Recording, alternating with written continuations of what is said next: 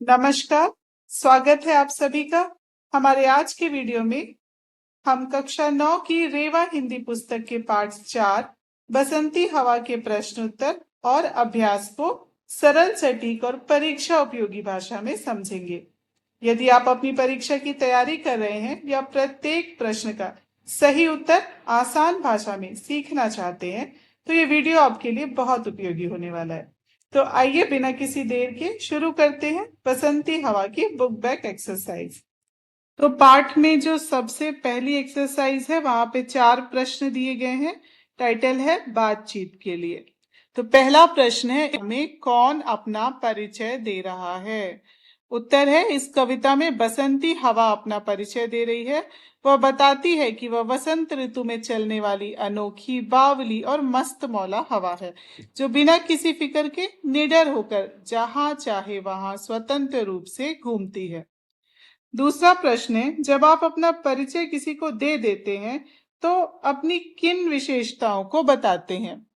इसका उत्तर तो हम अपने हिसाब से भी लिख सकते हैं, पर यहाँ पर एक आसान सा उत्तर मैंने देने का प्रयास किया है कि जब मैं अपना परिचय देता या देती हूँ तो अपना नाम, स्वभाव, पसंद नापसंद, रुचियां, अपने गुण जैसे मेहनती, ईमानदार या हंसमुख होना बताती हूँ, ताकि सामने वाले को मेरे बारे में सही और पूरी जानकारी मिल सके। तीसरा प्रश्न है, आपकी ये विशेषताएं सामने वाले पर क्या प्रभाव डालती हैं? उत्तर रहेगा कि मेरी अच्छी विशेषताएं जैसे मित्रता, ईमानदारी और निडरता सामने वाले पर सकारात्मक प्रभाव डालती है। इससे वह मेरे प्रति विश्वास और अपनापन महसूस करता है और हमारे बीच अच्छा रिश्ता बनता है। चौथा प्रश्न है, कविता में बसंती हवा ने अपनी किन किन खूबियों की बात की है? तो उत्तर है कि बसंती हवा ने खुद को अनोखी, बावली, मस्त मौला, निडर और स्वतंत्र मुसाफिर बताया है। उसका ना कोई घर है, ना उद्देश्य, ना कोई इच्छा आशा, ना प्रेमी, ना दुश्मन। वह अपनी मर्जी से हर जगह घूमती है।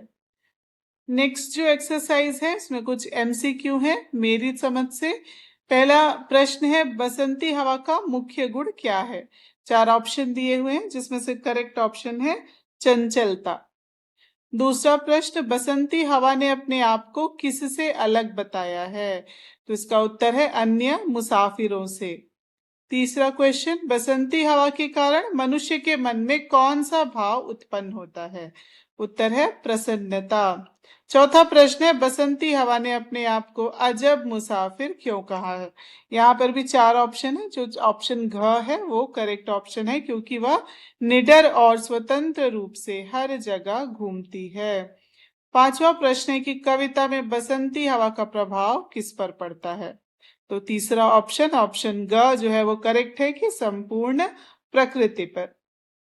अगली एक्सरसाइज है, सोचिए और लिखिए। यहाँ भी कुछ प्रश्न दिए गए हैं। पहला प्रश्न है, बसंती हवा अपना परिचय कैसे देती है? तो बसंती हवा बड़े गर्व से अपना परिचय देती है। वह कहती है कि वह अनोखी, बावली और मस्त मौला है। उसे किसी बात की फिक्र नहीं है, न उसका घर है, न उद्देश्य, न कोई इच्छा आशा, न प्रेमी, न दुश्मन। वह स्वतंत्र होकर घूमती है। दूसरा प्रश्न है, कविता में बसंती हवा का कौन सा गुण आपको सबसे अधिक प्रभावित करता है? उत्तर है कि मुझे बसंती हवा की निडरता और स्वतंत्रता सबसे अधिक प्रभावित करती है। वह बिना किसी बंधन के, बिना किसी परवाह किए अपनी मर्जी से जहां चाहे वहां घूमती है, जो एक प्रेरणादायक गुण है। तीसरा प्रश्न है कि कविता में एक जगह बसंती हवा हार मान लेती है। उन पंक्तियों को खोज कर लिखिए। तो कविता की वो पंक्तियां जहां हवा हार मान रही है, वो पंक्तियां यहाँ पर दी गई है कि मुझे खूब सूझी, हिलाया झुलाया, गिरी पर न कलसी, इसी हार को पा, हिलाई न सरसों, झिलाई न सरसों। तो यही वो पंक्तियां हैं जहां पर बसंती हवा हार मानती है। अगला प्रश्न है, बसंती हवा कविता क्या संदेश देती है? तो इसका उत्तर है कि यह कविता संदेश देती है कि हमें जीवन में निडर, स्वतंत्र और उमंग से भरा रहना चाहिए। साथ ही यह भी सिखाती है कि दृढ़ता और संकल्प से हम बड़ी से बड़ी शक्ति का भी डट कर सामना कर सकते हैं, जैसे सरसों ने किया। पांचवा प्रश्न है, बसंती हवा सरसों को क्यों नहीं हिला झुला पाई? इसका उत्तर रहेगा कि सरसों बहुत दृढ़ता और मजबूती से खड़ी रही और उसने बसंती हवा के हर झोंके और प्रयास का डट कर सामना किया। उसकी इसी दृढ़ता के कारण बसंती हवा उसे चाह कर भी हिला झुला नहीं पाई। अगली एक्सरसाइज है भाषा की ओर, जहां पर पूछा गया है कि जब किसी नाम को बार बार दोहराने से बचने के लिए उसके स्थान पर दूसरे शब्दों की आवश्यकता होती है, तब सर्वनाम का उपयोग होता है। सर्वनाम के प्रयोग से वाक्य अधिक सुंदर और प्रभावशाली बनते हैं। सर्वनाम मीन्स प्रोनाउन, यहाँ पर वो प्रोनाउन समझाना चाह रहे हैं। जैसे कविता की लाइन है, हवा हूँ हवा में बसंती हवा हूँ, तो यहाँ पर मैं शब्द किसके लिए आया है? तो इस पंक्ति में मैं शब्द बसंती हवा के लिए आया है, जो स्वयं को सर्वनाम के रूप में संबोधित कर रही है, ताकि नाम की पुनरावृत्ति से, रिपीटेशन से बचा जा सके। हम बार बार हवा हवा हवा नहीं बोल सकते हैं ना, तो फिर हवा की जगह पर मैं यूज किया है। आप अपने मित्र के नाम के बदले किस शब्द का प्रयोग करेंगे? तो हम अपने मित्र को तुम बुला सकते हैं, वह बुला सकते हैं अगर किसी और से बात कर रहे हैं। और आप अपने बड़ों के नाम के बदले किन शब्दों का प्रयोग करेंगे? तो बड़ों के लिए हम आप या वे शब्द का प्रयोग करेंगे। तो छोटा है अगर आपसे कोई, तो भी तुम भी सर्वनाम है, और कोई बड़ा है तो उसके लिए आप, और खुद स्वयं के लिए मैं का प्रयोग किया जाता है। अगला क्वेश्चन फिलिंग द ब्लैंक्स है। नीचे वाक्यों में दिए गए रेखांकित शब्दों के विपरीत अर्थ वाले शब्दों का चयन कर रिक्त स्थानों की पूर्ति कीजिए। तो यहाँ पर कुछ वर्ड्स दिए गए हैं सेंटेंस में, और उनको अंडरलाइन किया गया है। और अंडरलाइन जो वर्ड है उसका विपरीतार्थक शब्द, मतलब अपोजिट वर्ड, हमको यहाँ फिलिंग द ब्लैंक्स में हमें अपोजिट वर्ड खाली जगह में भरना है। जैसे पहला सेंटेंस है कि मेरी सहेली निडर है, परंतु शेर को देखकर डैश हो गई। और निडर शब्द अंडरलाइन है। निडर मतलब फियरलेस, तो यहाँ पर फियरलेस का अपोजिट होगा भयभीत, मीन्स स्केर्ड। तो निडर की जगह निडर का अपोजिट भयभीत यहाँ हम खाली स्थान में भरेंगे। नेक्स्ट सेंटेंस है, चूहा बहुत छोटा होता है लेकिन हाथी बहुत डैश होता है। ये तो बहुत ही आसान है। छोटा मतलब स्मॉल, बड़ा मतलब बिग। तो छोटा का अपोजिट विपरीतार्थक शब्द होगा बड़ा। तो चूहा बहुत छोटा होता है लेकिन हाथी बहुत बड़ा होता है। नेक्स्ट है, शेखर के सरल स्वभाव के कारण उसका कोई शत्रु नहीं था, सभी उसके डैश थे। तो शत्रु अंडरलाइन है, शत्रु मतलब दुश्मन, एनिमी, और उसका विपरीतार्थक शब्द अपोजिट वर्ड होगा मित्र, यानी कि फ्रेंड। तो शेखर के सरल स्वभाव के कारण उसका कोई शत्रु नहीं था, सभी उसके मित्र थे। लास्ट सेंटेंस, मैच में हार जाने वाली टीम ने डैश जाने वाली टीम को बधाई दी। हार जो है वो अंडरलाइन है, हारना मतलब डिफीट, तो उसका अपोजिट विपरीतार्थक शब्द होगा जीत, यानी विक्ट्री। तो मैच में हार जाने वाली टीम ने जीत जाने वाली टीम को बधाई दी। अगली एक्सरसाइज है, नीचे दिए गए एक जैसी या मिलती जुलती ध्वनि वाले शब्दों पर गोला बनाइए। तो 3 शब्द दिए गए हैं, उसको हम प्रोनाउंस करके देखेंगे। उससे मिलते साउंड वाले, मिलती ध्वनि मतलब मिलते साउंड वाले जो शब्द होंगे उसे हमें सर्कल करना है। तो जिधर, यहाँ 3 वर्ड दिया है, उधर, मगन, कमरा। तो जब हम बोल के देखेंगे तो जिधर के जैसा उधर साउंड कर रहा है, तो उधर को सर्कल करना है। नेक्स्ट वर्ड है हिलाई। 3 वर्ड दिए गए हैं, चलाना, झुलाई और सिकाई। तो झुलाई जो है वो हिलाई से ज्यादा मेल खाता है, तो हम उसे सर्कल करेंगे। थर्ड वर्ड है मनाया। तो 3 वर्ड दिया है, पकाया, चलाया, बनाया। तो यहाँ पे जो ज्यादा सिमिलर है वो मनाया के बनाया शब्द है, तो बनाया को हम सर्कल करेंगे। आगे पर्यायवाची क्या होती है वो सिखाया गया है हमें। पर्यायवाची मतलब सिनोनिम्स। एक ही शब्द के लिए जब हम समानार्थी और शब्दों का प्रयोग करते हैं तो उसे पर्यायवाची कहते हैं। हवा के लिए हम पवन, समीर, वात, बयार, अनिल, मारुत जैसे शब्दों का प्रयोग करते हैं। तो मिलते जुलते या समान अर्थ वाले ऐसे शब्दों को समानार्थी शब्द या पर्यायवाची या सिनोनिम कहा जाता है। तो नीचे दिए गए शब्दों के समान अर्थ वाले शब्दों पर घेरा बनाइए। तो अगेन एक वर्ड दिया है और वो वर्ड जो है जो भी उसका समानार्थी, जो भी उसका पर्यायवाची है, सिनोनिम है, उसे हमें सर्कल करना है। तो नदी के साथ 3 शब्द दिए गए हैं, सरिता, तटिनी और नहर। तो सरिता और तटिनी जो है वो नदी के सिनोनिम, नदी के पर्यायवाची होते हैं। नहर नदी का पर्यायवाची नहीं है। नेक्स्ट वर्ड है पोखर। तालाब, प्रपात और सरोवर 3 वर्ड दिए हैं जिसमें से तालाब और सरोवर पोखर का पर्यायवाची है। अगला शब्द है घर। घर के साथ आवास, सदन और मंजिल वर्ड है, तो इसमें से आवास और सदन घर का पर्यायवाची है। नेक्स्ट वर्ड है पेड़। पेड़ के लिए तरु, पौधा और वृक्ष, तो जिसमें से तरु और वृक्ष क्या है वो पेड़ शब्द के पर्यायवाची हैं। 5वीं जो यहाँ पर एक्सरसाइज है, बसंती हवा हूँ। तो बसंती शब्द में अनुस्वार का प्रयोग हुआ है और हूँ शब्द में अनुनासिक का प्रयोग हुआ है। आप इन शब्दों में अनुस्वार या अनुनासिक लगाकर शब्द लिखिए। तो जब हम बिंदु का प्रयोग करते हैं नासिक के ध्वनि के लिए तो उसे अनुस्वार कहते हैं, और जब चंद्र बिंदु का प्रयोग करते हैं स्वर के साथ नासिक के उच्चारण के लिए तो उसे अनुनासिक कहते हैं। तो यहाँ कुछ शब्द दिया गया है और उन शब्दों के साथ हमें अनुनासिक या अनुस्वार क्या लगेगा ये उसका सही रूप लिखना है। मतलब द वर्ड्स आर गिवन लेकिन उसका करेक्ट फॉर्म नहीं दिया है। अनुस्वार या अनुनासिक हमें लगाकर स्पेलिंग करेक्ट करनी है। तो पहला वर्ड है नहीं। नहीं में डॉट आएगा, नहीं में अनुस्वार का प्रयोग है। दूसरा है वहां। वहां में चंद्र बिंदी का प्रयोग है, अनुनासिक आएगा। पहुंची, ह और ऊ, हूं में भी चंद्र बिंदी लगेगी, तो यहाँ पर भी अनुनासिक है। सरसों, सरसों में डॉट आ रहा है, सरसों अनुस्वार है।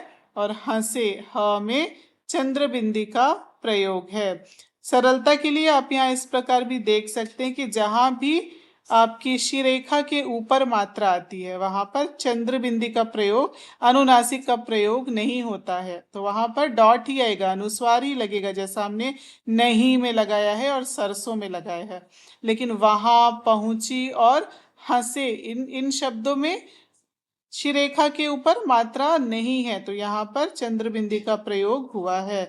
तो यही अंतर है अनुस्वार और अनुनासिक में। तो अगला अभ्यास, अगली एक्सरसाइज जो है पाठ से आगे, यहाँ भी कुछ प्रश्न दिए गए हैं, कुछ क्वेश्चंस हैं। पहला क्वेश्चन है, जिस तरह बसंती हवा अपना परिचय कविता में दे रही है आप कक्षा में अपना परिचय दीजिए। तो अपना इंट्रोडक्शन देना है हिंदी भाषा में। आपकी सुविधा के लिए यहाँ एक जनरल इंट्रोडक्शन दिया गया है जिसे आप पढ़ सकते हैं। जैसे कि एक लड़का है वो अपना इंट्रोडक्शन दे रहा है, यहाँ अपना परिचय दे रहा है जिसमें वो बताता है कि उसका नाम क्या है, वो किस कक्षा में पढ़ता है, उसे पढ़ने लिखने के साथ साथ खेल कूद चित्रकारी में रुचि है, वो मेहनती है, ईमानदार है, उसे नई चीजें सीखना पसंद है, दूसरों की मदद करना पसंद है, अपने माता पिता शिक्षकों का सम्मान करता है, अच्छा इंसान बनना चाहता है, देश समाज की सेवा करना चाहता है। तो इस प्रकार आप इसे देख करके अपना परिचय, अपना इंट्रोडक्शन तैयार कर सकते हैं कक्षा में सुनाने के लिए। नेक्स्ट क्वेश्चन है, भारत की ऋतुओं में बसंत ऋतु के महत्व पर एक अनुच्छेद लिखिए। तो बसंत ऋतु आपको पता है स्प्रिंग सीजन, उसके ऊपर अनुच्छेद लिखना है, मतलब एक छोटा सा ऐसे लिखना है। तो एक ऐसे यहाँ पर दिया गया है कि भारत में मुख्यतः 6 ऋतुएं होती हैं जिनमें बसंत ऋतु को ऋतुओं का राजा कहा जाता है। यह सर्दी के बाद और गर्मी से पहले फरवरी से मार्च के महीने में आती है।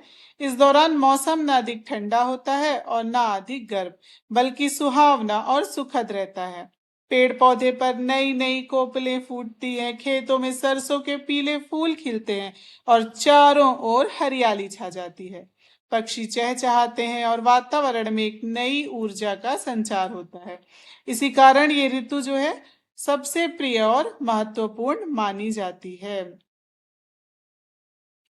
अगला प्रश्न है कि आज हवा भी प्रदूषित हो रही है, तो वायु प्रदूषण के कारणों पर चर्चा कीजिए और उसकी रोकथाम के लिए उपाय बताइए। तो एयर पोल्यूशन के बारे में हमें यहाँ डिस्कशन करने के लिए बोला गया है, and how to prevent air pollution वो भी हमें बताना है।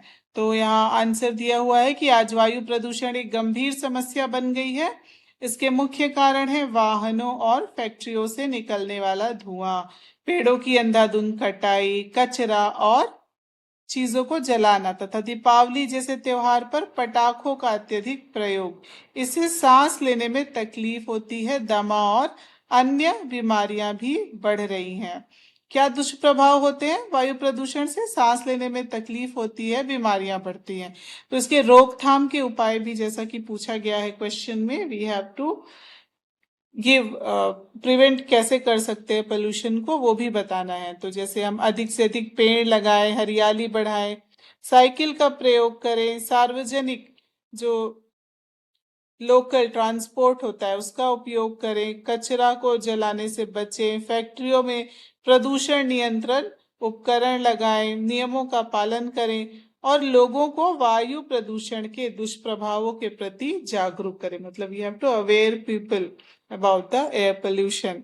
स्वच्छ हवा के लिए सामूहिक रूप से प्रयास करना चाहिए। तो इस प्रकार हम इस प्रश्न का उत्तर लिख सकते हैं। अगला प्रश्न हमारी इमेजिनेशन से जुड़ा है कि कल्पना कीजिए यदि प्रकृति में सुंदर सुंदर रंग नहीं होते तो कैसा लगता। जैसा कि आप इमेज में ही देख सकते हैं कि इमेज कलरफुल है और एक ब्लैक एंड व्हाइट है, तो अगर कलर ही नहीं होंगे तो हमें कैसा लगेगा। इसे अपने हिसाब से उत्तर लिखा जा सकता है। पर जो उत्तर यहाँ दिया हुआ है कि यदि प्रकृति में सुंदर रंग ना होते तो पूरी दुनिया फीकी, नीरस और बेजान लगती। फूलों की रंग बिरंगी सुंदरता, पेड़ पौधों की हरियाली, आकाश का नीला रंग और इंद्रधनुष के सतरंगी रंग, यदि ये सब ना होते तो देखने में सब कुछ धूसर और उबाऊ दिखाई देता, मतलब बोरिंग दिखता। तितलियों और पक्षियों के पंखों की चमक भी ना होती। रंगों के बिना जीवन में खुशी, उत्साह और सुंदरता के एहसास करना बहुत कठिन हो जाता और प्रकृति देखने में उतनी आकर्षक कभी ना लगती जितनी आज लगती है। तो बिकॉज ऑफ द कलर ना नेचर इतना अट्रैक्टिव लगता है हमें। तो वो अगर कलर ही नहीं होता तो नेचर अट्रैक्टिव नहीं लगता। तो अगली एक्सरसाइज जो है वो है शब्द संपदा, जहाँ पे कुछ शब्द दिए गए हैं और उनका अर्थ भी दिया हुआ है और उसको हमें अपनी भाषा में उन शब्दों का अर्थ लिखना है। तो मेरी मातृभाषा तो हिंदी ही है और हिंदी में ऑलरेडी यहाँ पर अर्थ दिया हुआ है। तो मैंने ट्राई किया है आपको इन वर्ड्स का इंग्लिश मीनिंग देने के लिए और साथ ही में तमिल और तेलुगु मीनिंग भी दी है। मुझे तमिल और तेलुगु नहीं आती है, प्रयास किया कि इन शब्दों का सही अर्थ मिल जाए ताकि दूसरे भाषा के जो पढ़ने वाले हैं उनको भी मदद मिले। लेकिन आप मुझे कमेंट बॉक्स में जिसे भी तमिल आती है या तेलुगु आती है वो जरूर बताएं कि क्या ये सही है या गलत, ताकि मैं अगली बार अगले वीडियो में ऐसी कोई गलती ना करूं। तो मैंने अपने अपने प्रयास से खोज करके इन शब्दों के और दो भाषाओं में अर्थ लिखे हैं। आप अपनी भाषा में भी इन शब्दों का अर्थ लिख सकते हैं। तो इसे कमेंट करके मुझे जरूर बताइएगा। तो आज की इस वीडियो में हमने पाठ 4 बसंती हवा के सभी अभ्यास प्रश्नों के उत्तर विस्तार से समझने का प्रयास किया। और यदि यह वीडियो आपकी पढ़ाई में उपयोगी लगा हो तो इसे अपने मित्रों के साथ जरूर शेयर करें। और ऐसे ही कक्षा 9 की रेवा हिंदी पुस्तक के सभी अध्यायों के प्रश्न उत्तर, सारांश, व्याख्या और परीक्षा उपयोगी सामग्री के लिए हमारे चैनल को सब्सक्राइब करना ना भूलें। वीडियो देखने के लिए आपका बहुत बहुत धन्यवाद। मिलते हैं अगले वीडियो में।